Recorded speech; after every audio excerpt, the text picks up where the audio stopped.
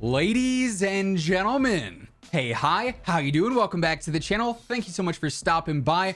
Call of Duty Next is coming up here in the very near future, and that's where we're going to learn a ton about Warzone 2, MW2, and in theory, DMZ as well, this rumored Tarkov-like mode, which up until this point, the only really a quote-unquote official thing that we've seen from it is a leak from some of the NFL RAM players where they were posting various screenshots of the menu when they weren't supposed to, and one of those screenshots had the letters DMZ on it, basically saying yes, this is going to be a thing in Warzone 2/MW2. But recently we got some new information, one of the first times really that an official source has mentioned DMZ in general, but it's in a different way than we've expected based off the leaks and rumors that we've heard about the mode so far. This is actually coming from the Entertainment Software Rating Board, aka ESRB, which of course you probably know from all the various ratings on games, whether it's E for everyone, whether it's T for teen, whether it's rated M, which of course Call of Duty always has been,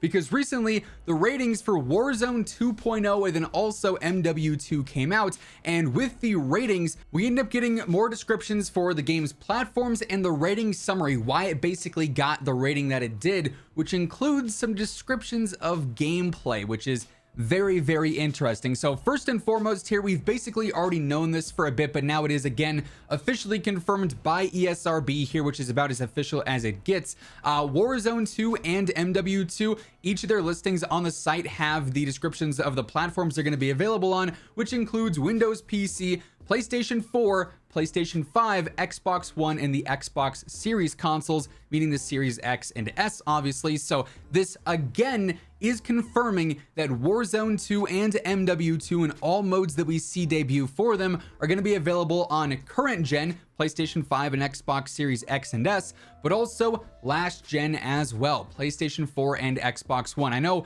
I still get comments about this daily or even tweets about this daily, which by the way, if you don't follow me over on Twitter, feel free to do so at WhosImmortal. Trying to get verified over there. They don't like it apparently, so if you want to follow me over there, help me out a bit, would be seriously appreciated, and you get news a little bit early over there too. But anyways, I see comments, tweets, posts daily about whether or not Warzone 2 and Modern Warfare 2 are going to be available on old gen, and this again confirms that yes, they will be. Now that said, Warzone 2 and MW2 are built from the ground up with next gen, aka current gen, in mind. These games are going to play the best on PC, PlayStation 5, and the Xbox Series consoles. You can play them on PlayStation 4 and Xbox One, but you also got to keep in mind that is 9+-year-old hardware at this point. That's not where they're catering their gameplay to anymore. They want to be able to optimize the game as much as possible for their and next gen, and obviously next gen being the future, that's where they're looking towards the most. So it makes sense why they're doing this. Obviously the majority of the player base, as told to us by Raven themselves in a previous call with them,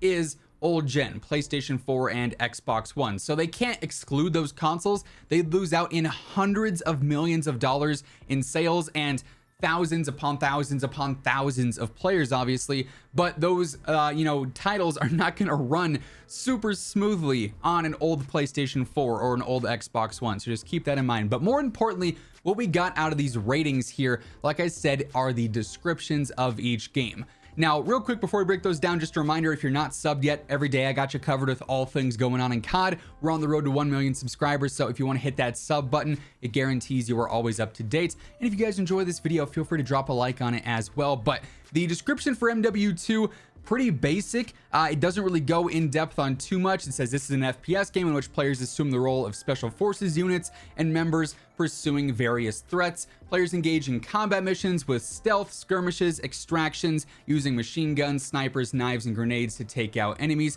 Combat is frenetic, highlighted by realistic gunfire, explosions, all the usual stuff there. There's a basically like interrogation scene that's depicted there, so we don't really end up getting anything out of the ordinary with that rundown.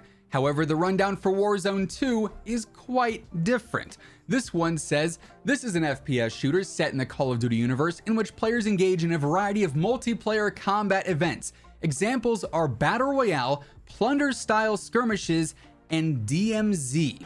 Now, this confirms a couple of different things based off of the description at least. One, it would seem Plunder is going to be returning in Warzone 2. This does not really come as a surprise to me. While Plunder is not the most popular mode in Warzone, it is there for that massive casual audience that want a less hectic, less stressful environment to play in, right? Obviously, you can go into Plunder, mess around with certain build kits, even though we're going to have a firing range and whatnot. You can obviously level up weapons very quickly there, so it makes sense that Plunder would be returning. It's the most popular casual mode outside of Battle Royale, obviously, so it would seem, according to this description, that that's coming back, but also this specifically mentions DMZ officially, which is the first time a big source like this has publicly mentioned DMZ. Call of Duty themselves have not even talked about it officially yet as of the time that I'm recording this. They've really only described it as this new sandbox mode, basically, which I'd assume is going to be talked about more at Call of Duty Next as mentioned. But the fact that DMZ is being described in the Warzone 2 rundown and not the MW2 rundown has at least led Video Games Chronicle, aka VGC, which is a very credible, very popular gaming news site, to believe that it's quite possible that DMZ is not coming right at launch with Modern Warfare 2. Now, we've heard various different time frames for DMZ's launch. We've heard in early 2023 where Warzone 2 was supposed to drop later in 2023. Obviously, we now know that's not the case. We've heard right at launch with MW2 as a part of the paid premium experience. Now, though, according to these descriptions, DMZ seems to be sort of tethered to Warzone 2 in some way based off the rating summary. That could indicate that, you know, a month after, the supposed date right now is November 16th, I believe, when Warzone 2 launches. That's when we could see DMZ drop, which to me would make a decent amount of sense, right? Otherwise, you are sitting here launching MW2, probably going to be the most hyped up multiplayer release for a COD since MW 2019. And that, in comparison, I feel like was kind of dwarfed by the hype that we already have for MW2, alongside a brand new Tarkov-like mode, which also has a whole niche community buzzing about the game already. That all dropping at the same time could be a lot. Now, that's not to say Warzone 2 is not going to overshadow DMZ if they both drop at the same time, but in my opinion, spreading out that content throughout that sort of month or so that you have from October 28th to Warzone 2's drop would make a little bit more sense personally. So it's very possible that ends up happening, but a very surprising source to get an official confirmation on DMZ and sort of spark this new theory that perhaps it's not dropping alongside MW2 at launch. For that, obviously, we are going to have to wait and see. Another interesting idea here being mentioned with Warzone 2, would DMZ potentially be free to play?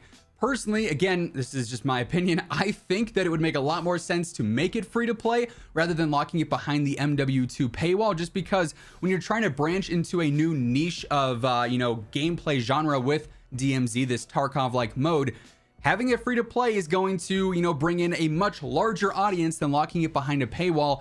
Free to play and it being a really solid gameplay experience could lead to this game completely overtaking Tarkov to sort of dominate that extraction looter shooter niche that we've got right now in gaming. So that's another thing to keep an eye on as well. Of course, whenever we get more information on what exactly is going on here, launch time frames, pay to play or free to play, you guys already know I got you covered with all that stuff alongside everything else going on in COD. So feel free to hit that sub button, turn on those post notifications.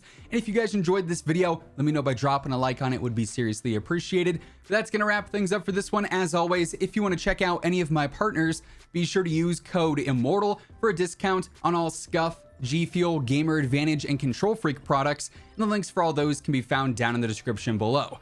But once again, thank you so much for tuning in. And until next time, take it easy, have an awesome rest of your day, and I'll catch you guys later. Peace out.